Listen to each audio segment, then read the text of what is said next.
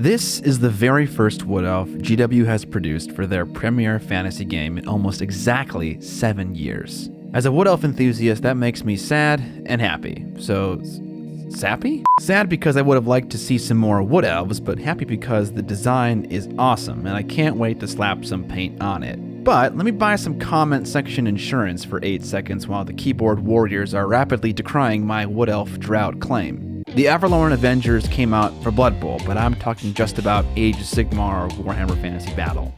While both Skaith's Wild Hunt and this new Wood Elf are called Kurnothi, Skaith's band of merry murderers are fawns and centaurs, not Wood Elves. Finally, Big Mama Alarielle is basically a Wood Elf if she didn't happen to defect to the Tree People race, but that's also a pretty ancient kit. When we think of Wood Elves, what is the first thing that comes to mind? For most, it's the soft and supple features of my main man Orlando Bloom, but for me, it's the color green. When it comes to color, our brain is kind of an enemy. When I say the word green, you probably thought of a specific hue of green. For me, it's the typical grass green, which I'm actually not that big a fan of. But green, and really every hue, has such a wide variety of options. Let's take our standard color wheel and then virtually mix every color with green in a 1-to-1 capacity. All of a sudden, we have tons of interesting developments. Green and red make this muddy, putrid green. Green and blue make something closer to evergreen, and more. The mix doesn't need to be 1-to-1 like shown here either, it can be altered. You can also mix in white and black to further lighten and darken the color and desaturate it. The sky is truly the limit when it comes to hue, and we're going to try and exercise that limit on this Wood Elf. My elf army loosely follows a Kithril scheme, which you can find in old army books. I'd define it as a lot of desaturated greens, blues, and blue-greens. With that scheme in mind, the first color I chose to go with will be a desaturated light green color. I want you to notice how I'm not saying we're starting with the pants. Thinking of a paint job as steps to complete each detail is a road that leads to bad paint schemes. How we need to start thinking is, I want to include this model on my color. Where I put it, and how often I use it, and how large the details I paint with it affect how good or bad my paint scheme will end up being. Starting with this desaturated green is a safe move. It's a color that doesn't make much of a declaration. What I mean by that is it's not loud and colorful. It doesn't prevent me from using other colors like a saturated green might due to clashing. Because I don't know exactly what I want this model to look like in the end, this first step keeps my options open. I eventually worked up to a lighter green color, starting at a fairly dark green because of my undercoating decision. Because I primed in black, I have to paint in such a way where I start with my darkest shadow and work up from there. Next, I start working with dark desaturated blue. I'm painting the boots and also later the bow with this color. These details are extraneous, which is to say that they're apart from the main body of the model, the thing we care about. Because of that, I'm choosing a color that is dark and not very colorful as to focus the attention of the viewer on what I care about. Also, for aforementioned reasons, I am not making a statement with this color choice yet. I'm still withholding because I don't know what I want the model to look like. Alright, enough pussyfooting around, let's make a statement. At first, I painted her arm covers with the same dark blue as the boots, but I decided against that and tried a fun, vibrant electric green color. With the right arm and mask painted, I could tell that this was not going to work. It seemed like too much of one color all concentrated in a single area. Notice how I didn't really work on the other forearm as much. I had a sneaking suspicion that I wasn't going to like what I eventually came up with, so instead of wasting time painting every detail, I only paint what I know is enough to show me the basic idea, and then I can decide whether or not it's worth pursuing. Well, statement number 1 was a failure. Let's try again. Starting with a very dark green, I painted the arm coverings and the woven skirt and quiver. I then used a green we used earlier on the pants, the difference being this time it's going to end up being more of a midtone than it was a shadow. My hope is that because of this decision, the paint job might feel more cohesive while not appearing to be the same color over and over again, using the same hues but in different capacities. For further differentiation, I mixed a highlight color with this green with an off-white warm color. Painting highlights on a textured surface like this quiver or skirts in a volumetric way is tricky. What I mean by that is it's difficult to place highlights and shadows on the object as a whole while also still caring about maintaining the texture. I instead highlighted all the details equally and then glazed in some shadows with my original dark green paint. This way, I can equally affect all the areas on the skirt and the quiver that I want to while keeping my highlights intact. Lastly, I edge highlighted all the texture with a final light green. Toward the end of my highlighting, I was mixing pure white into whatever color I was using because I was trying to avoid them becoming too yellow. With the first colorific statement made successfully, let's take a break to thank the sponsor of this video. Frontier Wargaming is the designer of the Paint Case 2.0. Having been a user of the original paint case for several years now, the list of improvements to this new version has me pretty excited.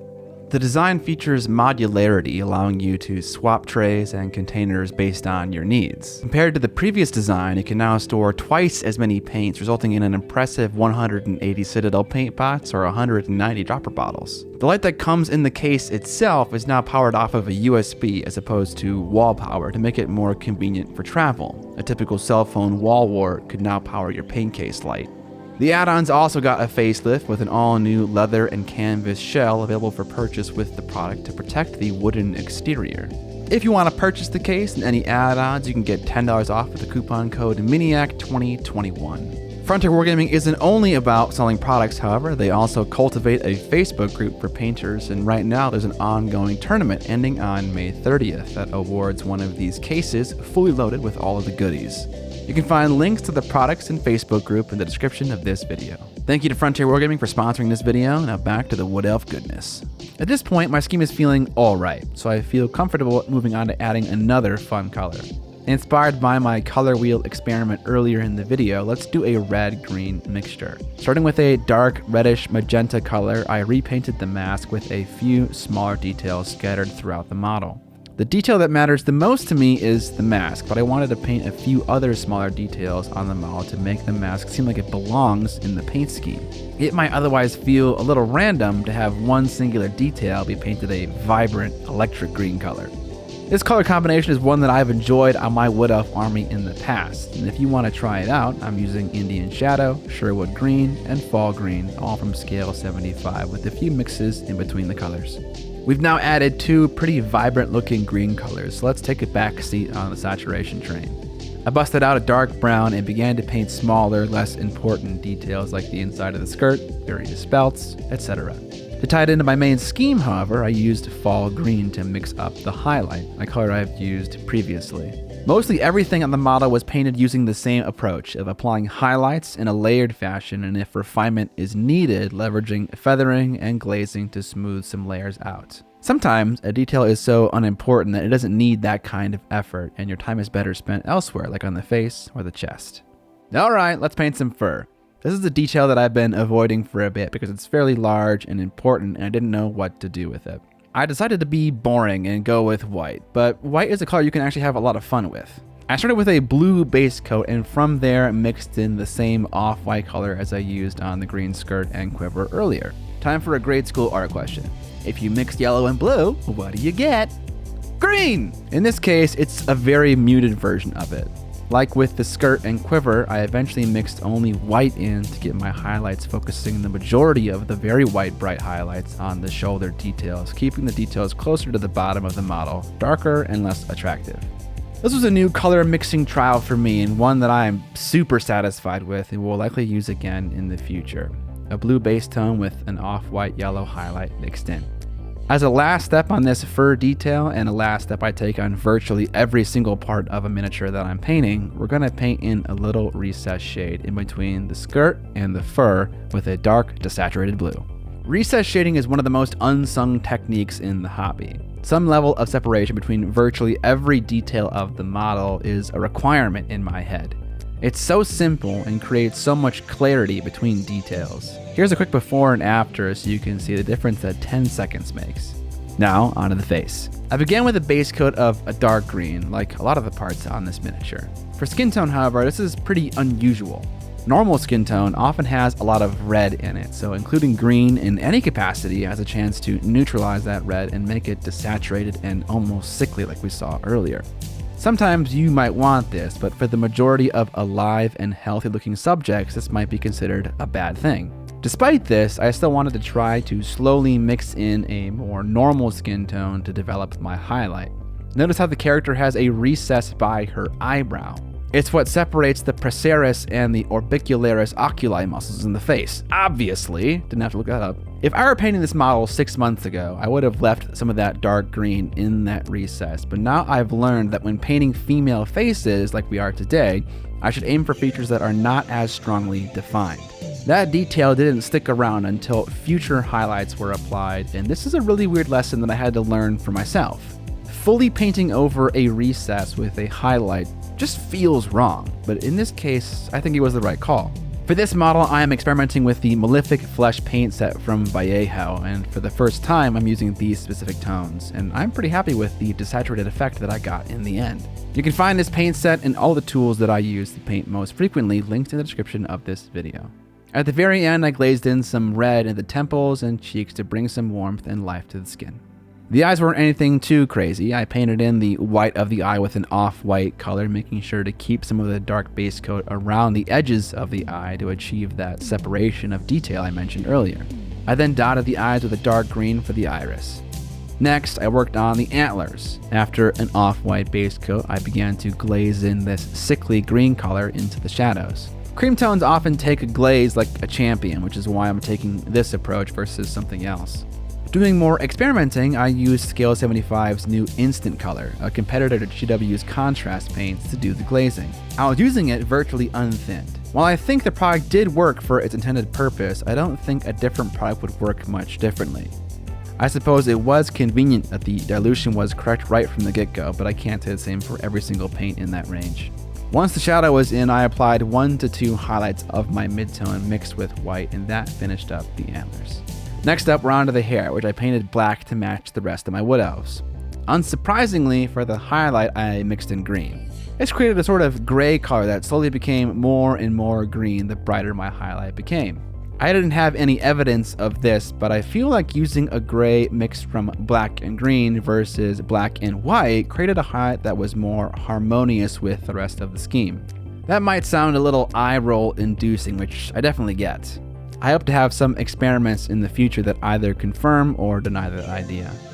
I applied enough highlight to make the hair look shiny, but not so much that it covered up a lot of the black, making the hair look like some weird version of green and gray. You need to leave enough black sticking around for the object to read as black. On to one of the last details, the metals.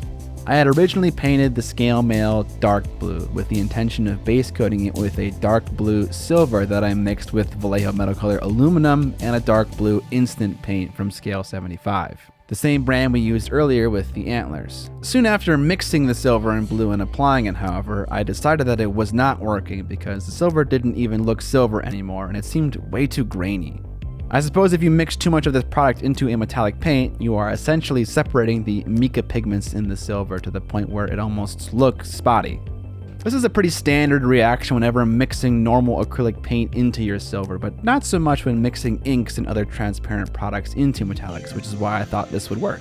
Moving past that, I base coated everything with pure, bright aluminum and then shaded it by applying the same paint I was using to mix with earlier as a wash, a dark blue instant paint. I applied this same paint as a glaze to further darken selective spots. Finally, I painted the gems, which I've painted in the same way for almost ever. Starting with a dark base coat, I applied 2 to 3 crescent-shaped highlights toward the bottom right of the gem, ending with a specular highlight on the bottom right and top left of the gem. I'm going to kind of skip over the base because I did a bunch of random steps, but I chose a snowy base because I felt like she was in a snowy environment with all her furs that she was wearing. It's almost like she was taken out of a warm forested environment and had to adapt by adding some furs to her outfit for warmth. That concludes the paint job on Quathus, the Exile, which is unfortunately a name that is as forgettable as it is hard to pronounce. I definitely struggled with the color selection on this paint job, but it was a good kind of struggle. For the first time in a really long time, I am incredibly happy with the result of this paint job. I feel like the goal I had, which was to create a harmonious paint scheme using green in almost everything, really worked. I enjoyed the lime green spot color tempered by the magenta shadow, the teal gems, the evergreen armor cooled off by blue, and all the supporting cast and color choices that allowed these parts to be the star of the show. I feel like, for once, I really know what I'm talking about, and I think that's important for all of us. It's good to have an idea, employ it, and for it to work out because it demonstrates to yourself that your ideas are good.